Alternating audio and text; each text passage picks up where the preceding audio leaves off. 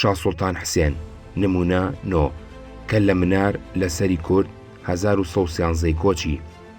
شاه سوڵتان حسێن 1905 کۆچی کوڕەگەورەی شاه سلێمانی سەفەوی لە پاش مردنی باوکی بوو بەشە بە کابرایەکی بوو دەڵی دەبانگ، بەڵام بەیەکێ لە هەرە فاسیترین شاهەکانی ئێران ناسراوە. نووسەری ڕۆستەمت تەواریخ لە گێڕانەوەی باسی ڕابواردنی شادا نووسیوێتی نزیکەی 1000 کچۆڵەی سەبیحەی جەمیلە لە هەر تائیفە و قەوم و قەبیلە لە عەرەب و عەجەم و تورک و تاجیک و دەیلەم لەسەر ڕێوشوێنی بووکی و زاوایی بە عەقد و نیکاح و حەبالەی خۆی دەرهێنابوو. مناڵ و نەوەکانی لە نێر و مێ گەورە و بچووک بە مەزەنە ئەگەیشتە 1000 کەس. هەر لە ستایشی ژووری ڕابواردنەکەیدا دەڵێ لەو سەرا بەهەشت ئاسایەدا ژوورێکی دڵگوشان دروست کرد و جێگایکی قۆڵیان تیابینا کرد لە هەردوو لاوە بەرەو خوار دەمی سەروی 7 گەز و دەمی خواروی 1 گەز و لە سەرێ تا خوارێ بەردی مەڕمەڕیان دانابوو. ئەو ژووریان بە زینەتی زۆر دروست ڕازاند بووە. جاربەجارێ ئەو تاقانی ڕۆژگارە خۆی ڕوود ئەکردەوە، ژنێکی مانگڕووی ئەندام زیوینیش خۆی ڕوودەکردەوە. لەسەرەوەی ئەو شوێنە قوڵەوە ڕووبەڕوو یەک دانیشتن، لەنجی خۆیان درێژە کرد و بە ئارەزووەوە بە وردی ئەیانڕوانی یەکتری و ئەخزان. لەسەرەوە تا خوارێک کە بێک ئەگەیشتن ئەلفی ڕاز ئەچوە ناو خانی کافەوە. اینجا ئەو دوو تاالب و مەطلوبە دەستیان ئەکردە ملی یەکتری و پاش دەستبازی و ماچموچێکی زۆر بەو شوێنیان ئەوت حەزخانە. سەر ڕای حەزخانە شاه جێگایکی تریش هەبوو پیان ئەوت لەزەتخانە. ژوورێکی خڕی فراوان بوو. جاروبارشا لەگەڵ 40-50 ئافرەتی شۆخ و شەنگدا ئەچوە ناوی. شاخۆی بەڕووتی لە ناوەڕاستی ژوورەکەدادا ئەنیشت و ژنەکانیش هەمویان لە چواردەوری بەڕووتی، هەریەکەیان سەرینێکی ئەخستە ژێر کەمەریەوە. ئەژنویان ئەنوشتانەوە پیان ئەنایا ژێر کەمەریان بە پشتا پاڵەکەوتن. بۆ ئەوەی ئارەزووی شا بزوێنن هەریەکەیان هەوڵی ئەدا سەرنجی شا بۆ خۆی ڕابکێشێ. شاکە ئارەزووی ئەچوە سەر هەر کامێکیان ئەوەیانی هەڵەبژارد. ئەو ژوورەی ئەم بەزمەی تێ ئەکرا لە زەتخانە بوو.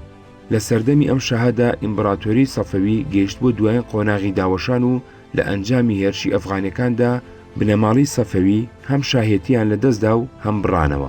قۆناغی نوێی دامەزراوەی ئەمارەتی بابان هاوزەمان بوو لەگەڵ لاوازبوونی دەسەڵاتی بنەماڵی سەفەوی و سەرەتای قۆناغێکی پڕ لە نائارامی و پشێوی و ناکۆچی ناوخۆی خوێناوی و هێرشی بێگانە بۆ سەر ئێران. سلێمان بەبا لە دوواچارەکی سەدەی 11هەمدا کەوتە چەسپاندنی دەسەڵاتی خۆی و دەستگرتنەوە بەسەر موڵکی باباندا. ئیتر لەو کاتەوە سەرگەوری ئەم بنەماڵەیە لەلایەن عوسمانیەکانەوە نازناوی پاشای پێدرا. بنکەی قەڵەمڕەوی بابان لە سەرەتادا لە دارشمانە بوو کە ئەکەوێتە مەڵبەندی پشدەر. ئەمارەتی بابان لە لای ڕۆژهەڵات و سەرویەوە دراوسی ئەمارەتی ئەردەڵان بوو. والیەکانی ئەردەڵان بە نازناوی خان لەلایەن شای ئێرانەوە دائەنران. بنکەی ئەمارەتیان لەس نەبوو. هەورامان، مەریوان، بانا، سەقزیان لەژێر دەستدا بووە. ڕووباری سیروان و چیاکانی هەورامان سوورێن سوورکێ و سنووری جیاکردنەوەیان بووە لە یەکتری. لە لای ڕۆژ ئاوایەوە دراوسی ئەمارەتی سۆران بوو. گەورەکانی سۆران نازناوی میریان بە خۆیانەدا. لەلایەن والیەکانی عوسمانیەوە بە نازناوی بەک ئەناسران. بنکەی ئەمارەتیان ماوەیەک لە هەریر و ماوەیەک لە ڕەواندز بوو. زەی بچووک سنووری سروشتی بوو لە نێوان دەسەڵاتی هەردوو ئەمارەتدا. بەڵام زۆر جار پاشاکانی بابان ڕانیا، کۆیا، هەریر، ئاڵتون کۆپریان لەو بەریزێ لەبەردەستدا بوو. لە لای خواروشیەوە دراوسی ویلایەتی بەغداد بوو. هەندێک جار دەسەڵاتی میرەکانی بابان ئەگەیشتە کفری، زەنگاباد، خانەقین، مەندەلی، زەهاو، جەسان، بەدرا، واتە ئەگەیشتە جەبەل حەمڕین. موڵکی بابان هیچ شارێکی تێدا نەبوو. هەندێک گوندی گەورەی تێدا بوو. خەڵکەکەشی بەشێکی نیشتەجێ و بەشێکی کۆچەر بوون. کۆچەرەکان بەگشتی ڕێکخراوی خێڵەکیان هەبوو. لە هەندێک شوێن خێڵەکی نەبوون. گەورەترین ئێلی نیشتەجێ کە ڕێکخراوی خێڵەکی هەبوو ئێلی نورەدینی بوو. لە ناوچەی پشدەر و مەرگەدا نزیکەی 100 گوندیان هەبوو. لە کاتی پێویستدا 1000 تفەنگچیان پێکۆکرایەوە. لەگەڵ هۆزەکانی سەکر، شێنچی، گەڵاڵیدا هاوپەیمان بوون. جگە لەمانەش لە شارباژێر، ئالان، سیوەیل، بازیان، قەرەداغ، شارەزور، گوند و ئاوایی هەبوو. ڕێکخراوی خێڵەکیان تێدا نەبوو. ئەگەر هەش بوو بێ لاواز و بچووک بووە. گەورەترین ئێلی ڕەوەندیش ئێلی جاف بوو. جاف چەند هەزار ماڵێ بوو. چەند تیرەی غەوارەش خۆیاندا بۆ پاڵیان. جگە لە ئێلی جاف هەندێک هۆز و تیرەی بچووکی تر کە 50 تا 500 ماڵە بوون لەبەر فەرمانی گەورەی باباندا بوون لەوانە شێخ ئیسماعیلی، کەڵوڵ، مەنمی، بڵباز، تیلەکۆ، کۆستا، هەمەوەن، سۆفیوەن، کەچەڵی، چگنی، زەند، کەروەیی، لۆڕ، سەدانی، گورزەیی. سنووری ڕۆم و عەجەم هەندێ لەم ئێل و هۆز و تیرانەی بەسەر هەردوو دیوی سنووردا دابەش کردبوو. هەندێ لەمانە بەشی گەورەیان کەوتبوو نەلوڕستان، کرماشان، ئەردەڵان، موکریان. هێزی پارێزگاری ئەمارەتی بابان لە چەکداری سوارە و پیادەی ئەم هۆزانە پێگەهات. هەروەها هێزی شەڕکەری ئەمارەت بۆ بەشداریکردنی لە لەشکرکێشیەکانی ئۆردوی عوسمانیدا هەر لەمان کۆکرایەوە. ئەمارەتی بابان لەم سەردەمەدا لە گەشانەوە و پەرەسەندندا بوو، کەوتبوو هەوڵی چەسپاندنی سربەخۆی و فراوانکردنی سنووری قەڵەمڕەوەکەی لە 1902 کۆچیدا و میرەکانی بەبا، سلێمان و حەسەن هەڵیان کوتایە سەر کەرکووک کە ئەوسا ناوەندی ویلایەتی شارە زۆر بوو. لەو شەڕەدا متەسەڕیفی ئالیەتی کەرکووک دلاوەر پاشا کوژرا. کەرکووک کەوتە ناو سنووری دەسەڵاتی بابانەوە. وەزیری بەغداد حسێن پاشای بە متەسەڕیفی کەرکووک داناوە. هێزێکی لە شەڕکەرانی بەغدا، جەزیرە، ئامێدی بۆ کۆکردوتەوە. فەرمانی لە ناوبردنی میری بابان و سندنەوەی شارە زوریان پێدرا بوو. ئەم هێزە پاش چەند مانجێ بەسەر نەکەوتووی گەڕایەوە. لە دوای بەستنی پەیمانی زەها و پەیوەندی ئێرانی عوسمانی ئاسایی بوو. شتێکی ئەوتۆڕووی نەدابوو ئەم پەیوەندیە بۆ ئاڵۆزێنێ یا ببێتە هۆی تێکدانی. لە زمانی شاه سوڵتان حسێندا دوو ڕوودا و قەومان کە ئەیانتوانی ببنەوەی هەڵگیرسانەوەی جەنگ لە بینی ئەم دوو دەوڵەتەدا، بەڵام لاوازبوونی هەردوو لایەن ڕێگەی ئەمەی نەدان و کێشەکانیان بە ڕێگەی هاوکاری بەلاداخست. یەکەمیان شۆڕشی ئێلە عەرەبەکانی بەسرا دژی دەسەڵاتی عوسمانی. ئەوانە دەستیان بەسەر بەسەردا گرت و پاش چەند تێگەڵچوونێ خۆیان هاویشتە ژێر سای دەسەڵاتی شای ئێرانەوە. بەڵام شاکلیلی شارەکەی بە ڕۆستەمخانی نوێنەریدا لەگەڵ نامەیەکی دۆستانەی پڕ لە چاپلووسیدا بۆ سوڵتانی عوسمانی نارد. 1909 کۆچی. هەر بەو بۆنەیەوە داوای هاوکاری هەردوو دەوڵەتی کردبوو بۆ بەرەنگاری و سەرکوتکردنی میری بابان. دووەمیان هێرشی میر سلێمانی بابان بوو بۆ سەرمەڵبەندی ئەردەڵان و گرتنی هەندێ لە شار و ناوچەکانی. شا لەو نامەیەدا نووسی بووی: شەهریاری کیشوەری حەزم و قار، شاسواری عەرسەی جیرۆدار، سوڵتانی سوڵتانەکانی جیان، خاقانی خاقانەکانی زەمان، ناصر الئیسلامی والمسلمین، قامع الكفار والمشركين، قارەمانی ئاو خاک، سمی ڕەسوولی ڕەب العالەمین، قائانی هەردوو ئەرز و هەردوو دەریا، خادم الحرمین الشەریفین، دووەمین ئەسکەندەری زولقەرنین، سێبەری سایەداری ڕەحیمی ڕەحمان، خاقانی کوڕی خاقان و سوڵتانی کوڕی سوڵتان، مانجی چواردەی ئاسمانی سەڵتەنەت و بەسالەت و عەزەمەت و جەلالەت و نەجدەت و عەدالەت و عەز و شان و نوسف و ئیمتینان، سوڵتان مستەفا خانی کوڕی سوڵتان محەممەد خان، نەسەر الله و ئەنسارە و زاعەفە ئەقتیدارە و. شا لەم نامەیەدا داستانی هەڵگەڕانەوەی ئێلە عەرەبەکانی بەسرە و تەنینەوەی بۆ مەڵبەندی حوێزەی ئێران ئەجێڕێتەوە. ئەڵێ گرتنی بەسرە بۆ ئەوە نەبوو بیخاتە سەر قەڵەمڕەوەکەی خۆی، بەڵکو ئەوان لە باتی سوپایانی عوسمانی ئەو ئەرکیان ئەنجام داوە بە ئەمانەت لە دەستی والی عەرەبستاندایە، وەکو جاران بە مڵکی سوڵتانیدا ئەنێن و بەوی ئەسپێرنەوە. اینجا دێتە سەرباسی میری بابان سلێمان و نووسیوێتی لەبەر ئەوەی سلێمان بەبەی مەخزول العاقبە ماوەیەکی درێژە هەموو ڕۆژێ شەڕی نابەجێ بە حاکمەکانی سەر سنوور و قەبیلەکانی کورد و ئێل و ئەحشامی ئەم لایە ئەفرۆشێ و هاندەری سیلسیلەی فەساد و عیناد بووە و هەندێ لە مەڵبەندەکانی ئەو حاکمانەی سەر سنووری داگیر کردووە بەرامبەر بەو پارێزەرانی لەو سەر سنووردانراون و جێبەجێکردنی مەرجەکانی سوڵح و میساقیان پێسپێردراوە کردداری خراپەکە. چەندین جار کردەوە ناشایستەکانی ئەو پەیڕەوی زوڵم و بێدادا بە پاشایانی بەغداد ڕاگەێنراوە. هەموو جارێ ئەوانیش گفتی تەمێکردن و چارەکردنی ئەم کاریان داوە، بەڵام بەهۆی تەتمیع و حیلەکانی ئەو ڕۆژگار ڕەشەدەغەڵەوە گفتەکانیان بەجێ نەهێناوە. کەرکووک و ئەو شوێنانەی لە پاشایان و سنجاقبەگەکانی گرتبوو لە دەستی ئەودا هێشتویانەتەوە. ئەوەش بۆتە هۆی زیادبوونی توغیانی بیابانگەردی وادی خودسەری و خودڕایی. لەوەدا کام خێر ئەندێش و دۆستی سەداقەت کێشە لە قسەکانی خۆیدا تیشکی ڕاستی کەلشەمس و فی وەسەط السەما ئەدرەوشێتەوە، ئەوەی کە ئەو سەرۆکی شەیتانگەلە بۆ ڕوژاننی کەرەستەی فەساد دەری بڕی بوو، نموداری مۆجی سەراب و ئەو مەلعونە شایستەی باسخواست و سەرکۆنەیە و لەو ڕۆ کە بۆتە مای فیتنە و فەساد و بەهۆی چاولێپۆشینی بەندەگانی ئەو شاهنشا سورەیامەکانەوە فێری دڕی بووە. لێبوردن و چاوپۆشینێ لێرە بەدواوە بەرامبەر بەو بکرێ ئەبێتە هۆی نائەمینی و پەشێوانی ئوموری جمهوری ئەنام و هەموو ئەهلی ئیسلام. ئەگەر لەلایەنی خۆشیهێنی خاقانەوە فەرمانی لازم ئیمتیسال دەربچێ بۆ دانی ئێهتیمامی تەواو بە دەفعی ئەو مادەی ویبال و وینکالە کە پیسایی بوونی ئەو فیتنە ئەنجێزە لە داوێنی دەوڵەتی ئەبەدمەدەت بشۆرێ و گەردی ژیانی لەسەر ئاوێنای پاچی خۆشەویستی بسرێتەوە، ئەبێتە هۆی دامەزرانی بنچینەی اختصاص و باعیسی پتەوبوونی بناغەی خۆشەویستی تایبەتی.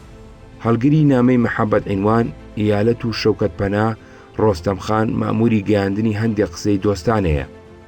مەستورەی کوردستانی بزوتنی سلێمان پاشای بابان بۆ سەرخاچی ئەردەڵان و دوایتر پێکادانی هێزەکانی عاجەم و بابان بەم جۆرە ئەجێڕێتەوە. لە سەردەمی جلوسی شاه سوڵتان حسێندا کاروباری ئەمارەتی کوردستان ئەردەڵان بە محەممەدخانی کوڕی خەسرەوخانی ئەردەڵان سپێررا. لە کاتی ئیالەتی ئەودا سلێمان پاشای بابان بەهۆی زۆری سوپا و لەشکر و فرەی زی و زێر بایی بوو، لەشکرێکی ساز کرد لە ئەستێرە زۆرتر بوو.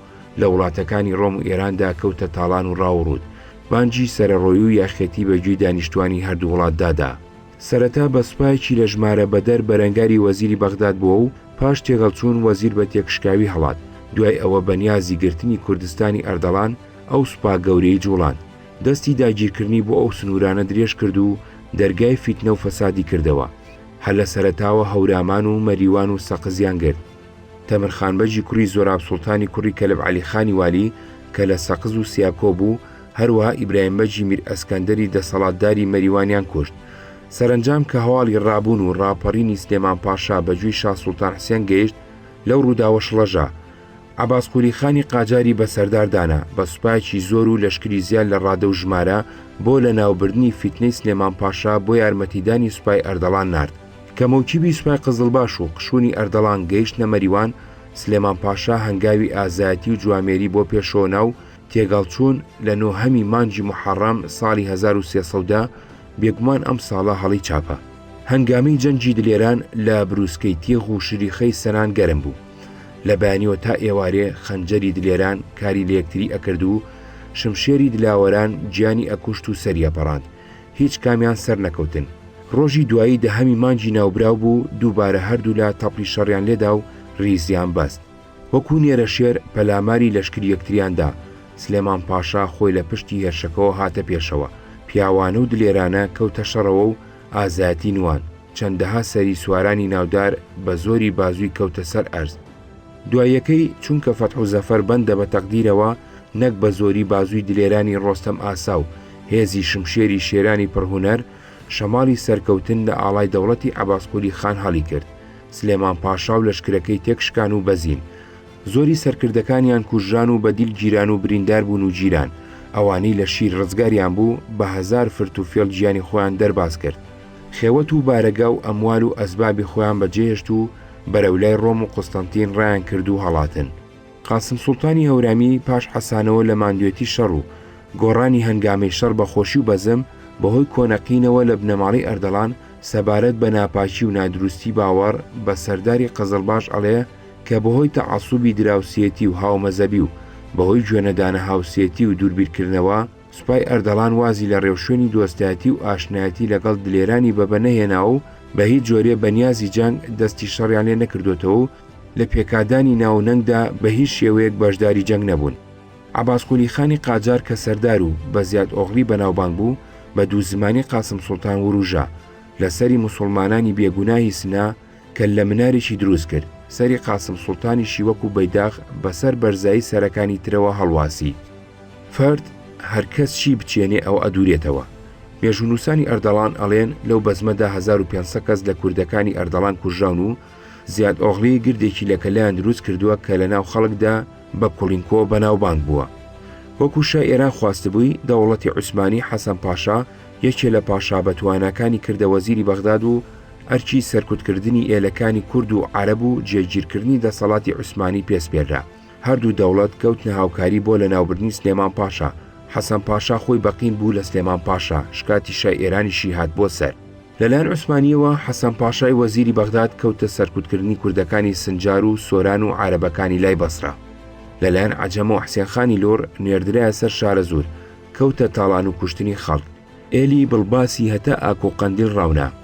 حەسەن پاشای والی بەغداد سەرنجام توانی سلێمان پاشا لەگەڵ حەڤە بەجی کورد لە دۆست و هاوکارەکانی بە یارمەتی پاشایانی حەلەب و دیاربەکر بکوژێ. بەم جۆرە هەوڵدانی بەبە سلێمان بۆ فراوانکردنی قەڵەمڕەوی دەسەڵاتی خۆی و بۆ دامەزراندنی دەسەڵاتێکی سربەخۆ لە نێوان بەرداشی هێزی ڕۆم و هێزی عەجەمدا شکا و سەری نەگرت. شا ساڵی 1906 گورجینخانی گورجی کە مەسیحی بوو بە حاکمی مسلمانانی قەندەهاردانا. گورجینخان سەرڕای جیاوازی دینی لەگەڵ خەڵکی قەندەهار زوڵمی زۆری لێکردن. ماوەی 5 ساڵ لەوێ مایەوە بێ ئەوەی ڕەفتاری خۆی لەگەڵ خەڵک بگۆڕێ. میروەیسی هوچی کە یەکێ لە سەرانی ئێلی غلیجایی بوو لەوێ ڕووی کردە دەرباری سەفەوی لە ئەسفەهان بۆ شکات لە دەستەمی گورجینخان. شاوکار بەدەستانی دەربار گویان نەدا گازندەکانی میروەیس. میروەیس هەم نائومێد بوو لەوەی بتوانێ هەلومەرجی گەلەکەی خۆی بەهۆی شاو باش بکە، هەم تێگەیشت لەوەی کاروباری دەرباری سەفەوی گەیشتۆتە ئەو پەڕی بۆ گەنی و لاوازی، لەوێوە نەگەڕایەوە قەندەهار بەڵکو چوو بۆ حەج. پاش حەجکردن دووبارە گەڕایەوە ئەسفەهان، سەر لە نوێدادی خۆی و خەڵکەکەی بردووە لای شاو دەربار 1112. ئەم جارش کەڵکی نەبوو، کەس گوێ لێ نەگر، بە نائومێدی گەڕایەوە قەندەهار. میروەیس پاش 8 ساڵ حکومڕانی مرد 1121. میر عەبدوڵای برای جێگەی گرتەوە. عەبدوڵای ویستی بچێتە ژێر سایی دەسەڵاتی سەفەویەوە، بەڵام مەزنەکانی ئێلی خەلیجایی ملیان بۆ ئەوە نەدا و میر مەحموودی کوڕی میروەیسیان لێ هاندا بیکوژێ و جێگەی باوکی بگرێتەوە. مەحموود مامی کوشت و لە جێگەی ئەو بوو بە حاکمی قەندەهار 1122. مەحموود کە بە وردی ئاگاداری هەلومەرجی ناوەوەی دەربار بوو کەوتە پێشڕەوی، سیستانی گرت، لە ڕێگەی کرمان و یەزدەوە چوە سەر ئەسفەهان و گەمارویدا. دوای ئابڵوقەدانێکی درێژ و داکەوتنی قات و قڕی لەناو پایتەختدا شاو دەست و پەیوەندەکانی خۆیان بەدەستەوەدا. شا بە دەستی خۆی تاجی شایەتی لە سەری خۆی داگرت و کردیە سەری مەحموود 1135. مەحموود چوە ناو ئەسفەهانەوە، شای لێخراوی لە یەکێ لە کۆشکەکانیدا بەدەست بەسەری دانا و خۆی لە سەرتەختی شاهی دانیشت. شا نزیکەی 6 ساڵی بەدەست بەسەری بەسەر برد. سەرنجام ئەو هەموو شازادەکانی تری کوشت، بە دەگمەن تاکوتەرەیان لێ دەرباز بوو. لەوانە کوڕێکی شا کە ناوی تاماس بوو ئەویش لەلایەن نادرەوە لێخرا. ئیتر کۆتایی بەدەسەڵاتی ئەم بنەماڵێ هات کە بنچینەی ئێرانی نوێیان دانابوو. کوژرانی سلێمان پاشای بابان و 17 سەرداری تری کورد و دواییتر کوژرانی بەکربەجی بابان لەلایەن والی بەغداوە لە ڕووداوەکانی داهاتوودا بە جۆرێ ڕەنجی دایەوە کارێکی بڕیاردەری کردە سەر پێکادانی عوسمانی ئەفغانی 1140. لەو نەبەردە گەورەیەدا کە 70 تا 80 هزار سوپای عوسمانی بە سەرکردایەتی ئەحمەد پاشای کوڕی حەسەن پاشای وەزیری بەغداد لە بەرامبەر 70 هزار ئەفغانی بە سەرکردایەتی ئەشرەف لە نزیکی ئەمەدان ڕوویدا، سوپای عوسمانی دوای ئەوەی 12 هزار کوشتەیدا بە تێکشکاوی لە بەردەمی سوپای ئەفغانیدا پاشەکشەی کرد، چونکە 20 هزار سواری کورد بە سەرکردایەتی خانە پاشای بابان کە باڵی چەپی سوپای عوسمانی پێگەهێنا باشداری شەڕ نەبوون. هەموو مێژوونووسەکان هۆی ئەم هەڵوێستەی سوارەی کورد لەو شەڕە گرنگەدا ئەجێڕنەوە بۆ وەرگرتنی بەرتیل و گفتی بەخشینی پلەپایە بە سەردارەکانی کورد، پڕوپاگەندەی دینی مەلاکانی ئەفغانی دەربارەی نامەشروعی شەڕی هاودین و هاومەزەب، کەچی کەسیان باسی کاری کوژانی بە کۆمەڵی سەردارەکانی کوردیان نەکردووە لەلایەن حەسەن پاشای باوکی ئەحمەد پاشاوە لەسەر دڵسۆزی و نادڵسۆزیان بۆ تورک.